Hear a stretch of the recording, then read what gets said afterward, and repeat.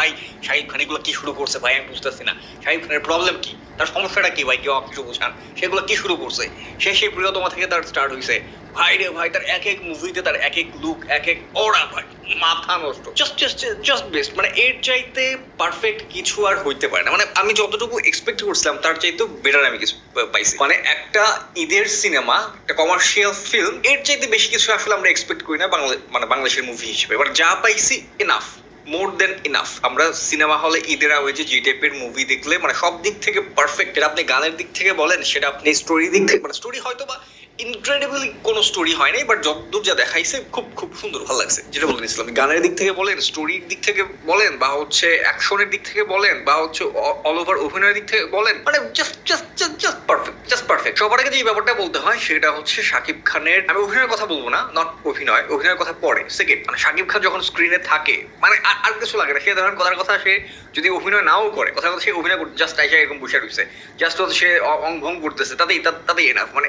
এই লেভেলের অরা তার ছিল এই পুরো মুভিটা জুড়ে। মানে তার সে জাস্ট ঢুকছে, ফ্রেমে ইন করছে, তাতেই মনে করেন পুরো থমথমে পরিবেশ তৈরি হয়ে গেছে, ভাই কি না কি হয় এরকম একটা অবস্থা। তুফানের সে এক লুক দেখাইছে, এইখানে মনে করেন অন্য লেভেলের লুক। আর হচ্ছে শেষের মানে ফার্স্ট হাফের পরে আরেকটা লুক, যেটা হচ্ছে আমরা টিজারে দেখতে, ট্রেলারটা এখন পর্যন্ত পসিবলি আমি এখন পর্যন্ত দেখি নাই, এর মাঝখানে দিতেও পারে। টিজারেরও শেষের দিকে ওই যে আইজিল মাল দে বলে হচ্ছে একটা শর্ট থাকে না, ওই যে মাথার চুল ছোট ছোট করে দাঁড়িয়ে আছে, ভাই এই লুকটা যখন মানে হলে প্রথম রিভিল হয়েছে, ভাই মাথা নষ্ট। কথার কথা যদি পুরা মুভি খারাপও হইতো, কথার কথা মুভির স্টোরি খারাপ করছে, অল ওভার অন্যদিকে খারাপ করছে, গান খারাপ করছে, কিন্তু তার জাস্ট সেই লুকটা আছে, তা তো আমি মনে করতাম যে এই মুভিটা ওয়ার্থ ইট। তো এই মুভিটা ওয়ার্থ ইট যেহেতু ভাই বেশি কিছু খুব খুব খুব খুব সুন্দর করছে। আচ্ছা, এবার আসে হচ্ছে স্টোরির দিক থেকে। স্টোরি হচ্ছে আমরা আপনারা কম বেশি আইডিয়া পাইছিলেন যে এরকম একটা ড্রাগ এডিক্ট থাকবে, এবং সে হচ্ছে খুব মানে বাজে নেগেটিভ ক্যারেক্টার বলতে যা যা থাকা উচিত সবই আছে। মেয়েগুলিতে তার ব্যাপার আছে, তার সে ড্রাগস নেয়, সে হচ্ছে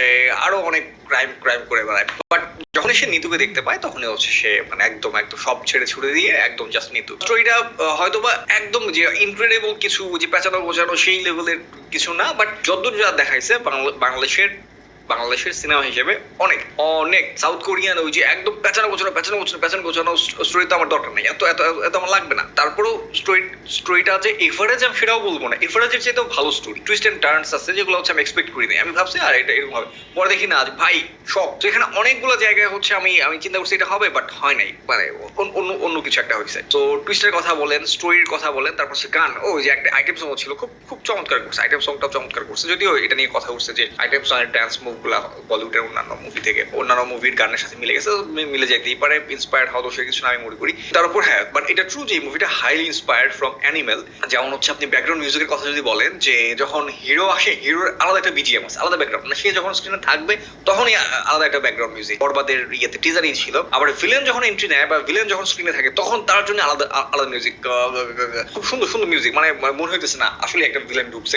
মুভির যে ডিরেক্টর মেহেদী হাসানের হৃদয় খুব দুর্দান্ত একটা কাজ করছে, মানে খুব ভালো একটা মুভি উপহার দিছে। আমরা কখনো এক্সপেক্ট করি না শাকিব খানকে এইভাবে আমরা দেখবো। তুফানে তো একভাবে দেখছি, ওইটা আলাদা কথা, বাট এইখানেও যে আলাদা লেভেল, মানে ভাই মানে আলাদাই একটা লুক। আমি ভাই বলে বুঝতে পারবো না, এটা মুভি না দেখা পর্যন্ত আপনারা বুঝবেন না, যে আপনি এক্সপেক্টই করতে পারেন না ভাই শাকিব খান এরকম একটা মানে এই লেভেলের কিছু উপহার দিতে পারে। দেখা যাচ্ছে আমি শাকিব খানের কথা একটু বেশি বলে ফেলতেছি, কারণ এতটাই ইমপ্রেসড হয়েছি আমি। যে একটা কথা বলতে নিছিলাম, যে হচ্ছে ধরেন কথার কথা শাকিব খান যদি আর মুভি না করে, ধরেন এই মুভি করার পর সে মুভি করা ছেড়ে দিচ্ছে, কথার কথা আমি মনে করবো যে সে তার লাইফের বেস্ট যা কিছু দেওয়ার উপহার, মানে বাংলাদেশের পার্সপেক্টিভে বলছি, যা বেস্ট আমাদের যা কিছু উপহার দেওয়ার অলরেডি সে দিয়ে দিছে। সে যদি এর চাইতে বেস্ট মুভি আর না করে আমাদের কোনো আক্ষেপ নাই, আমার কোনো আক্ষেপ নেই। আমার যেটা মনে হয়, অন্যদের ভিন্ন ধারণা থাকতে পারে, সে যা দিছে ইনাফ, মোর দেন ইনাফ, অনেক দিয়ে দিছে, ইন্ডাস্ট্রির জন্য অনেক দিছে। আর ভাই গান, গানের কথা বলতে ভুলে গেছি, একটা গান আছে নিঃশ্বাস, ও রে ভাই। আর এখন যে হল থেকে বেরোর পর থেকে যে বাঁচতেছে, এখন মাথায় সহায়তে পারতেছে। নিঃশ্বাস গানটা যদি ইউটিউবেও দিয়ে দিচ্ছিল, গানের প্লেসমেন্ট, এই নিঃশ্বাস গানে আমি বলতে চাইতেছি না, আমি বলে দিলে যারা হয়তো মুভি দেখেন নাই তারা হয়তো তাদের মজাটা নষ্ট করতে চাই না। ইউজুয়ালি দেখা যায় বাংলা মুভিগুলোতে যে র্যান্ডম জাস্ট হ্যাঁ একটা মানে বোঝাই যাবে যে এখন গান শুরু হবে, তারা ব্যাংককে যাবে, গিয়ে নাচবে, চলে আসবে, গান শেষ। আমি সবসময় ভাবতাম যে একটা গানের প্লেসমেন্ট কেন এরকম নাচতে ওইখানেই হওয়া লাগবে, একটা গানের প্লেসমেন্ট কেন নর্মালি অন্য, আচ্ছা আমি বলতে গেলে আপনারা মজাটা নষ্ট হবে।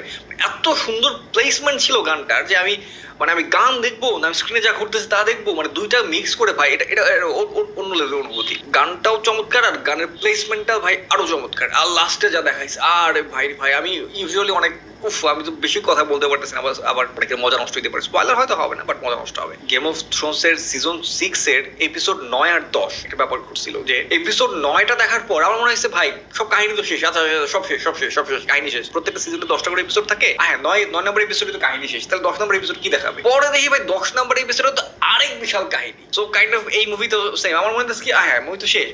আরে ভাই কাহিনী তো মাত্র আরেক কাহিনী, মানে মূল কাহিনী তো শুরু মাত্র। একটা মিনিটের জন্য আমি বোর ফিল করি নাই। আমার সাথে আমার ছোট ভাই গেছিল, ওই ছোট ভাই হচ্ছে প্রচন্ড, ও হচ্ছে রাতে ঘুমাইতে পারে নাই। ওর চিন্তা ছিল যে সিনেমা হলে ঢুকে এসির বাতাসে একটু ঘুমাবে, ও ঘুমাইতে পারে নাই কারণ সে একটা সেকেন্ডও সে মানে নজর সরাইতে পারে নাই বা মনোযোগ সরাইতে পারে নাই, এতটা ফাস্ট ছিল মুভিটা, মানে বোর হওয়ার কোনো চান্সই নাই। আর ইথিকা পাল যথেষ্ট ভাই, যথেষ্ট খুব খুব খুব ভালো পারো। তো ইথিকা পাল স্ক্রিনে ঢুকলেও আলাদা একটা ভালো কাজ করছে। অ্যাজ এ ফাদার রোল বিশেষ চমৎকার ডেলিভারি দিচ্ছে। ওই যে সে তার আগের সে লাউড অ্যাক্টিং এখানে সে করে না, যেটা সচরাচর অন্যান্য মুভিতে করা যায়, বা হচ্ছে ধরেন এই যে এই টাইপের কোনো কিছু না, খুব ওই টাইপের ক্যারেক্টার ইয়ে না। বাট হ্যাঁ এই মুভিটা অনেকাংশে inspired from animal, from KGF, from Pushpa. But inspired হওয়াটা আই থিঙ্ক দোষের কিছু না। আর ভাই লাস্ট ফাইটিং যখন আমি দেখছি আমার মনে হয়েছে যে ভাই ফাইটিং তো এরকমই হওয়া উচিত। একটা লাস্ট ফাইট হবে হচ্ছে ভাই এইরকম, এই যে এক্সাম্পল ক্রিয়েট করে দিছে এই মুভি ডিরেক্টর যে ভাই লাস্ট ফাইট যদি হয় তাহলে ভাই এরকম করো, অ্যাকশন মুভি যদি করো লাস্ট ফাইট যদি করতে চাও এরকম করো, তাহলে এছাড়া করার দরকার নেই। জাস্ট বেস্ট ভাই। এর চেয়ে বেশি কিছু আমার এক্সপেকটেশন ছিল না, আর আমার এক্সপেকটেশন নাই এর চেয়ে বেশি।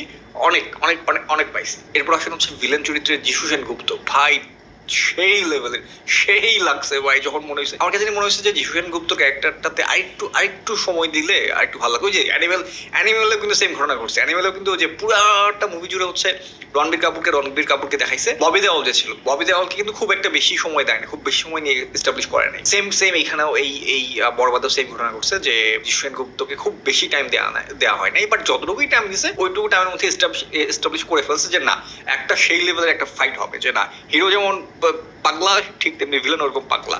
সো সেই লেভেলের একটা ফাইট হবে, সেই সিচুয়েশন ক্রিয়েট করতে পারছে। সো হয়তো বেশি টাইম না দিলেও জিনিসটা জমছে ভাই, সেই হয়েছে। আরেকটা ক্যারেক্টারের কথা না বললেই না, সেটা হচ্ছে শাকিব খান বা এখানে থাকে হচ্ছে আরিয়ান মির্জা। তার হচ্ছে একজন পিএস থাকে। ইউজুয়ালি দেখা যায় যে হচ্ছে বাংলা মুভিগুলোতে বা দেশের বাইরের মুভিগুলোতে হচ্ছে পিএস গুলোকে এত বেশি গুরুত্ব দেওয়া হয় না। আচ্ছা হ্যাঁ একটা মানে হইলেই হয়েছে। এই পিএস রোলে যিনি অভিনয় করছে ভাই এত দুর্দান্ত অভিনয় করছে, মানে তাকে হয়তো বেশি ফ্রেম দেওয়া হয়নি, যতটুকুই সে ছিল তার এক্সপ্রেশন, তার কথাবার্তা, তার চালচলন দেখে মনে হয়েছে যে না ভাই যে কোনো কিছুই হোক সে তার বসের কথা, মানে সে তার বসের পক্ষে। বস কিসে ভালো থাকবে সেটাই তার দেখার, সে জাস্ট সেটাই দেখবে। তার মালিক যেটাতে হ্যাপি হবে, মালিক যেটাতে খুশি হবে, মালিকের যেটা দরকার সে অ্যাট এনি কস্ট সেটা সে রেডি করবে। যেমনটা আমরা দেখতে পাইছি হচ্ছে ব্যাটম্যানের আলফ্রেড নামের যে ক্যারেক্টারটা ছিল, যে আলফ্রেড ছিল এমন একটা ক্যারেক্টার যে অ্যাট এনি কস্ট ব্যাটম্যানের কি করলে ব্যাটম্যানের ভালো হবে, বা হচ্ছে ব্যাটম্যানের কি লাগবে, ব্রুস ওয়েনের কি লাগবে, জাস্ট বলেন আপনার কি লাগবে, সে সেটা হাজির করবেই আলফ্রেড অ্যাট এনি কস্ট। ঠিক সেম টাইপের একটা ক্যারেক্টার হচ্ছে পিএস, যার নাম থাকে হচ্ছে জিল্লু। যে